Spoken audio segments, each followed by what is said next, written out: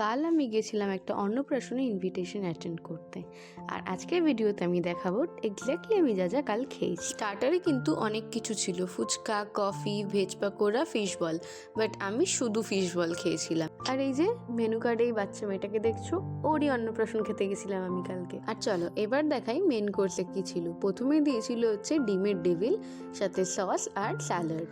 আর তারপরে দিয়েছিল হচ্ছে বেবি নান আর চানা মশলা।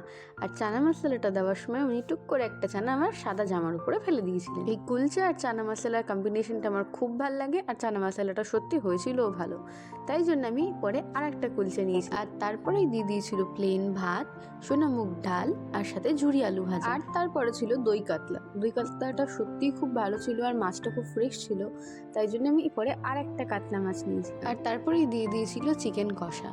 চিকেন কষাটা আমার খুব একটা ভালো লাগেনি, তাই আমি 2 পিসই নিয়েছি, আর তার থেকে বেশি নিইনি। আর শেষ পাতে ছিল চাটনি, পাঁপড়, রসগোল্লা আর আইসক্রিম।